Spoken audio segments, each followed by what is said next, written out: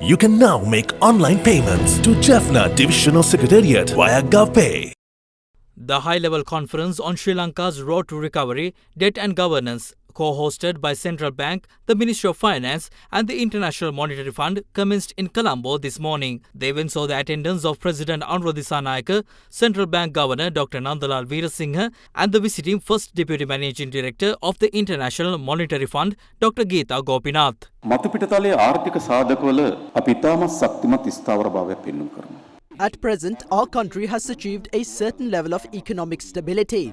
However, the deep wounds of the crisis have not yet healed. The country requires the implementation of new economic reforms and transformations. We need a robust transformation in the machinery of state. Sri Lanka's energy and financial markets are relatively small, which poses the risk of monopolies forming. To counter this, the state must maintain a presence in key sectors. However, such state institutions must not be a burden to the public. Therefore, we must ensure that prices reflect actual production costs. At the same time, we will also strengthen the required mechanisms to reduce production costs. We are aware that there are low-income groups who cannot afford even these costs. We cannot simply ask them to endure the hardships in silence while we implement economic reforms and wait until the benefits reach the people. The state must provide relief to those groups during this period. Many small and medium enterprises collapsed during the economic downturn. We must provide targeted relief to help them recover. It is our aim to make this the final extended fund facility program undertaken with the IMF. By the year 2028, we aspire to build a stable economy with sufficient growth to service our debt independently.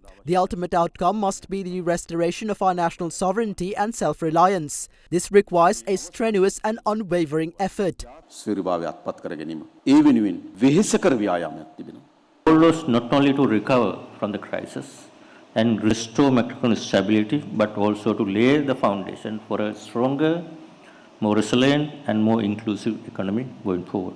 The sovereign debt restructuring process is nearing completion. It was made possible by close cooperation between the government, bilateral and private creditors, and multilateral partners. Restructuring of bilateral debt is completed. It will provide much needed fiscal space, easing our external debt service obligations. New pieces of legislation, especially the such as Central Bank Act, Public Financial Management Act, Anti-Corruption Act, and other important key legislations have been now introduced to strengthen institutional and regulatory framework relating to economic management of the country.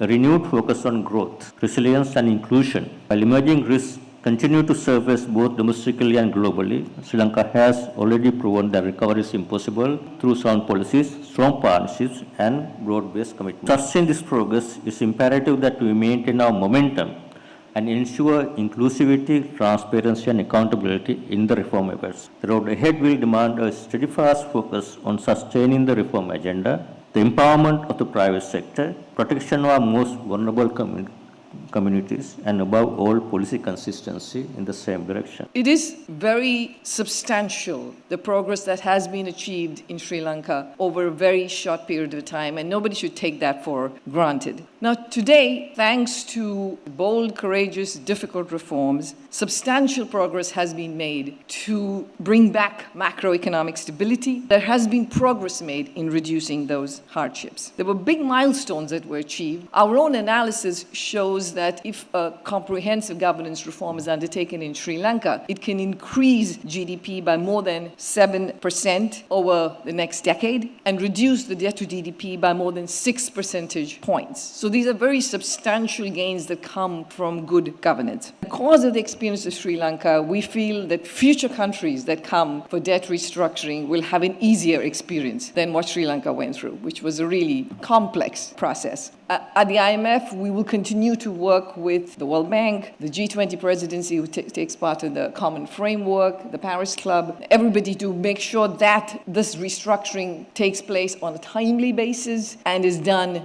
effectively. There is a lot that is still needed. The poverty rate is at 24.5% in 2024, according to the World Bank. It needs to be brought down as quickly as possible. This will require continued commitment to macro stability, but also successful implementation of structural reforms. Sound fiscal policy is going to be very critical to make sure that Sri Lanka doesn't return to a crisis. This time must be different. Let us ensure that this is the last IMF program Sri Lanka will have. We believe that is possible as long as Sri Lanka stays the course.